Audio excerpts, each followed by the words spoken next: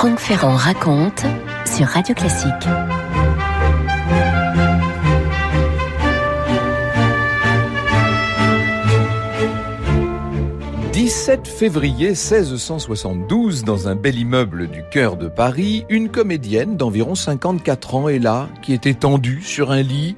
Son visage, des décennies durant, a été le miroir d'innombrables émotions.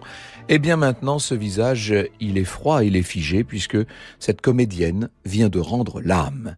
Ces dernières semaines, dans les affres d'une dure maladie, Madeleine Béjart, puisque vous avez bien compris que c'est elle dont il s'agit, Madeleine a beaucoup pensé à Dieu, elle s'est enquise du bien qu'elle pouvait faire envers les miséreux.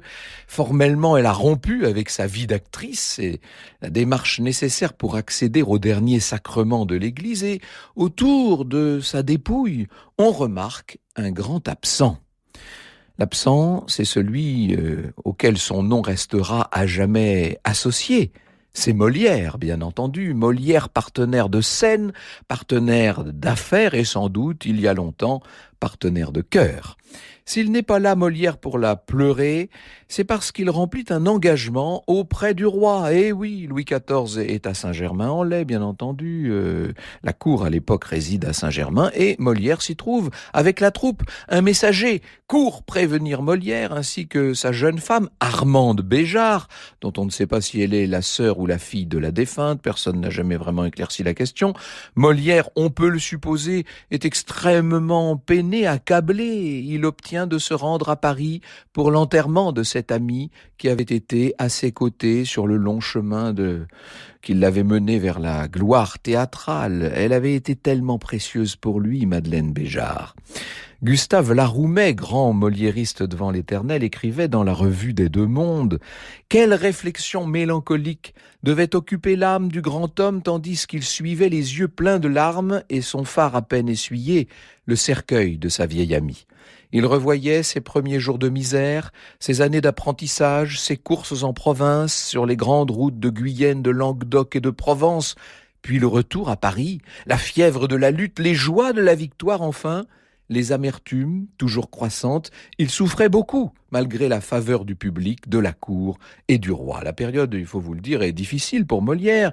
Il a 50 ans, son visage avec ses yeux tellement expressifs, qui ont tellement marqué ses contemporains, son visage avec des rides qui se creusent de plus en plus, est celui d'un homme déjà mûr, d'un homme bien fatigué sans doute, au-delà d'un physique plutôt robuste. Il a aussi des problèmes de santé. Il est atteint d'une toux, une mauvaise toux qui revient sans cesse. Et puis, peu après la mort de Madeleine, il va recevoir une très mauvaise nouvelle professionnelle, puisque Lully, Jean-Baptiste Lully, avec lequel il a créé pour le grand plaisir du roi et de la cour tant de comédies-ballets à succès, pensez à Georges Dandin, au bourgeois gentilhomme, etc., eh bien Lully vient de lui planter un couteau dans le dos. Le 13 mars, le musicien, qui a bien mené sa barque, reçoit du roi le privilège de la tragédie en musique. Il est pourtant vraisemblable qu'au départ, les deux artistes aient parlé d'acquérir ce privilège de manière concertée, mais c'est pas ce qui s'est passé finalement. Alain Niederst, qui est un des biographes de Molière, nous dit « Molière avait été dupé. Dès le 29 mars, il déposa une plainte contre les lettres patentes portant permission à Lully de faire seul des danses, ballets, concerts de luth, théorbes, violons et toutes sortes d'instruments de musique. En vain, Lully poussa son avantage, ce fut la brouille des deux Baptistes, et ce fut surtout le triomphe de l'opéra français, qui était tout autre chose que ce qu'ils avaient fait ensemble jusque-là. Et, disons-le, pour Molière, cette interdiction de mettre de la musique dans ses pièces est un coup dur. C'est un privilège qui limite absolument sa marge d'expression, et ça va risquer sans doute de lui coûter toute une partie de son public. Parce que Molière joue ses pièces devant la cour, bien sûr, mais aussi devant la ville. Malgré tout, notre homme ne baisse pas les bras, et même il va faire ce qu'on pourrait appeler de la résistance. Pendant le printemps 1672, il va remettre sur la scène du Palais Royal d'anciennes comédies-ballets, dont le bourgeois gentilhomme, et au passage, il essaie de forcer un petit peu les règles. De toute façon, il a toujours fait ça. Roger Duchesne, qui est un autre de ses biographes, nous dit « Il dépense entre 59 et 71 livres par représentation pour les violons, danseurs et chanteurs. Il a certainement dépassé les effectifs autorisés. Il sait que le roi aime ce que fait Lully, mais qu'il aime aussi ses spectacles à lui. Il a décidé de lutter pour la survie de son œuvre, faveur contre faveur, comédie en musique contre nouvel opéra. Il est probable que Molière, qui essaie d'inspirer au roi un petit peu d'assouplissement dans les règles qui viennent d'être édictées, que Molière ait bénéficié d'une forme de tolérance de la part de Louis XIV, qu'il l'aime beaucoup, c'est vrai. Les règles, de toute façon, sont bientôt ajustées, le nombre de chanteurs et de musiciens accordés hors privilège reste strictement limité, mais néanmoins, il va devenir plus acceptable, plus raisonnable. D'ailleurs, Molière va demander à celui qui est le grand concurrent de Lully, le jeune Marc-Antoine Charpentier, de collaborer maintenant avec lui et même de remplacer un certain nombre de partitions qui autrefois avaient été écrites par le maître toscan et qui vont apparaître dans toute la nouveauté d'un art sans doute plus jeune. Après les peines de l'hiver, la belle saison semble l'amorce d'un futur un peu plus souriant. Molière acquiert un nouvel appartement extrêmement riche. Molière a une grande fortune, il faut vous dire. Il vit rue de Richelieu. Quant à Armande, avec qui les relations n'ont pas toujours été simples, elle va donner naissance à un petit garçon le 15 septembre. Tout semble en place pour que Molière façonne un nouveau succès, et ce succès, ce sera le Malade imaginaire. Franck Ferrand sur Radio Classique. Alors, les choses avaient l'air d'aller un peu mieux pour Molière. Il y a eu cette éclaircie estivale. Et puis, voilà qu'à l'automne 1672, c'est le retour aux épreuves. Le jeune fils qu'il vient d'avoir avec Armande vient à mourir. Il avait quelques semaines seulement. Et par ailleurs, la rivalité avec Lully se fait de plus en plus dure. Les deux artistes s'affrontent par reprises interposées de leurs anciens spectacles. Molière, qui est un petit peu fatigué, il faut bien le dire, est un peu au bout du rouleau, si vous me passez l'expression. Molière essaie néanmoins de lutter. Il tient la dragée haute aux musiciens et il faut dire qu'il a un atout, c'est l'engouement du public pour des œuvres dont le succès ne se dément jamais. Plus que jamais, nous dit d'ailleurs Roger Duchesne, la fréquentation du théâtre du Palais Royal dépend des pièces de Molière, seule valeur sûre pour le public.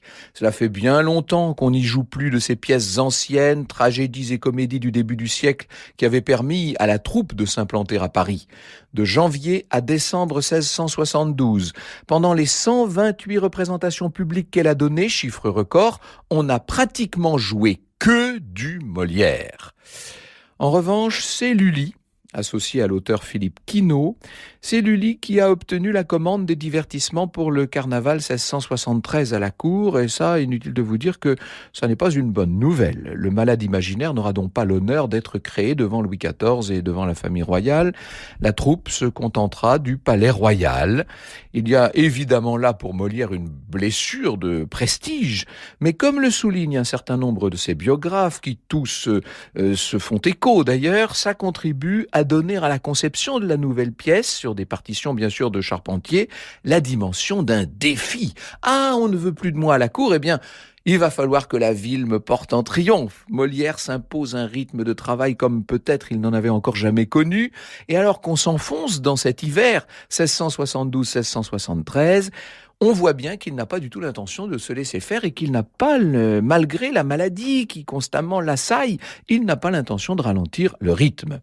Dans Historia, Georges Montgrédien nous dit « Molière s'est réservé le rôle d'Argan, le plus lourd du Malade imaginaire. Quelle tragique bouffonnerie de voir le rôle du Malade imaginaire tenu par un vrai malade et qui ne l'était que trop. » Mais Molière, je vous l'ai dit, est d'une constitution solide et il va le prouver. Début février 1673, tout est en place.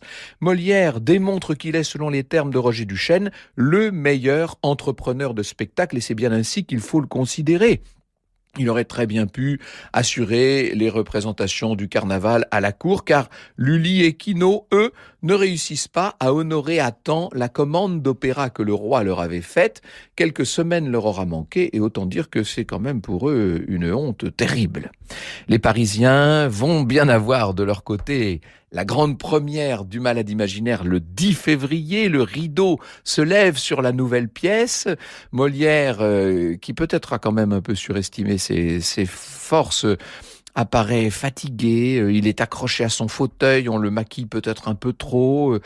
Il a toujours la voix qui porte. Et les mots, n'en parlons même pas. Une à une, il affronte les scènes qui prennent tout de même l'allure d'un combat contre soi, et entre ses partenaires et lui, les répliques fusent. Vous les connaissez, les répliques du malade imaginaire. « Presque tous les hommes meurent de leur remède et non de leur maladie », dit-il. Ou encore « C'est un bon impertinent que votre Molière avec ses comédies, et je le trouve bien plaisant d'aller jouer d'honnêtes gens comme les médecins. » Ça, c'est la mise en abîme qui fait éclater la salle de rire. Et puis Argan qui parle toujours de Molière, donc Molière qui parle de lui-même, si vous voulez, devant un public qui s'en régale. « Si j'étais que des médecins que je vengerais de son impertinence, et quand il sera malade, je le laisserai mourir sans secours. Il aurait beau faire et beau dire, je ne lui ordonnerai pas la moindre petite saignée, le moindre petit lavement.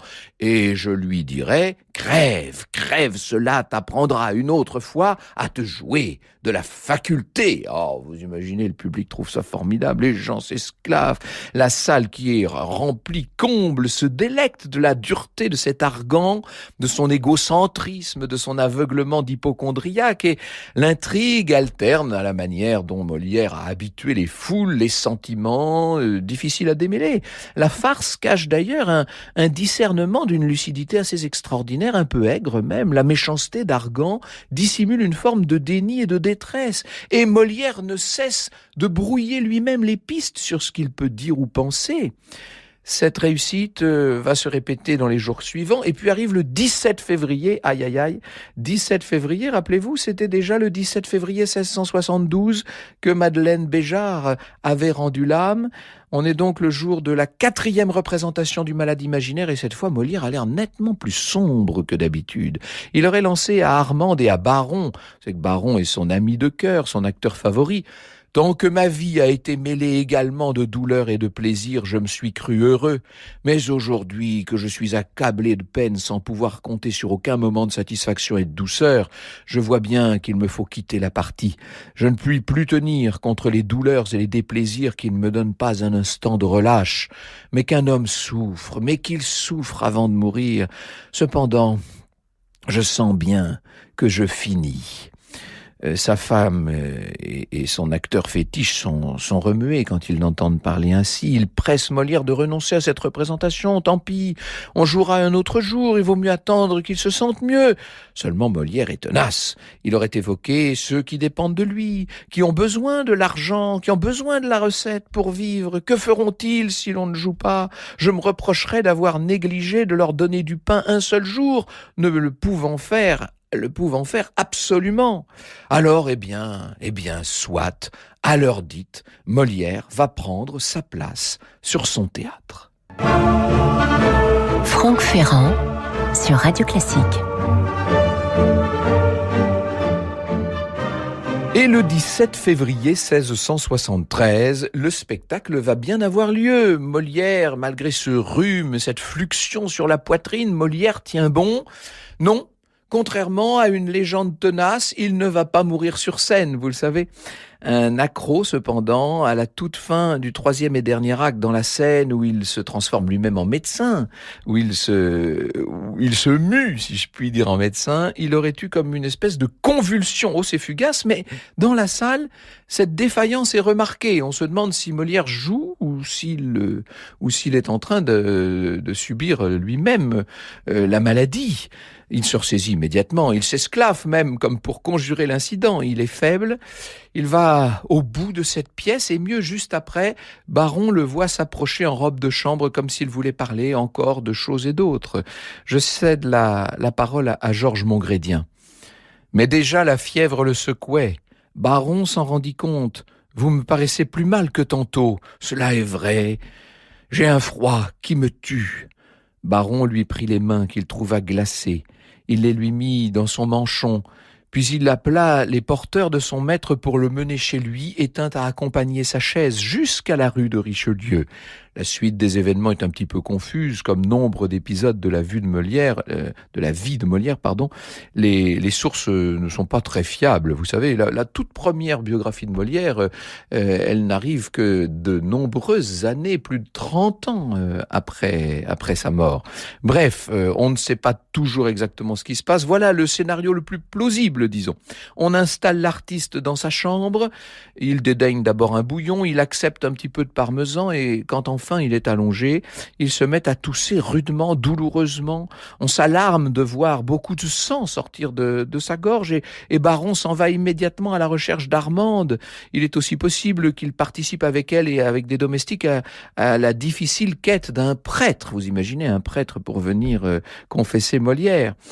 Voici le pauvre comédien gardé par 2 nonnes qui logeaient charitablement comme ça se faisait à l'époque très souvent. Il semble aussi qu'un autre homme soit là. Les 2 religieuses, en attendant le prêtre, essaient d'apporter leurs soins aux malades. Seulement, il y a de plus en plus de sang qui encombre sa gorge. Il n'y a rien à faire et bientôt, la conscience l'abandonne, la vie le quitte. Ni Armande ni le prêtre n'auront eu le temps d'accourir et Molière est donc mort ce 17 février 1673, autant dire le jour anniversaire de la mort de Madeleine Béjart. À la différence de la comédienne, il n'a pas eu le temps de se mettre en règle avec Dieu, vous savez, il n'a pas fait l'ultime confession, il n'a pas procédé au reniement des principes de son métier. Autrement dit, il pourrait être condamné à l'inhumation dégradante d'un pécheur endurci, de quoi alimenter les critiques rageuses de tous les ennemis qu'il a pu se faire au fil des années. Il faut dire que ses provocations étaient à la mesure de son immense talent. Et déjà, tout le monde est là, mobilisé pour médire, pour dénigrer. Et pour Armande, c'est une situation insupportable. Puisque le curé de Saint-Eustache se montre bel et bien récalcitrant à l'idée d'enterrer dignement Molière, eh bien, elle va aller s'adresser directement à l'archevêque de Paris. Sauf que, et elle explique à l'archevêque que le comédien avait demandé un prêtre à son chevet. On dit qu'elle se rend aussi à la cour, et si l'on en croit un auteur souvent cité, elle se serait jetée aux pieds du roi. Quoi qu'il en soit, Louis XIV, qui est visiblement très affecté par la disparition de Molière, Louis XIV recommande à l'archevêque d'intervenir dans le sens de l'apaisement. C'est en tout cas ce qu'on peut imaginer. Le fait est qu'un arrangement est trouvé. Molière sera bien enterré en terre chrétienne, mais sans solennité particulière, sous le voile pudique de la nuit. C'est un peu l'enterrement des bouffons que va connaître Molière. Le 21 février, dans l'obscurité froide de la rue de Richelieu, une procession illuminée par des torches va se dessiner. Plusieurs prêtres sont là, mais aussi des proches de l'artiste et de simples badauds, ceux-là même peut-être qui étaient venus au fil des années applaudir à toutes les saillies du misanthrope, des fourberies de Scapin et du malade imaginaire, bien sûr. Ce soir-là, ceux qui aimaient tant Molière n'avaient vraiment pas envie de rire à sa dernière farce.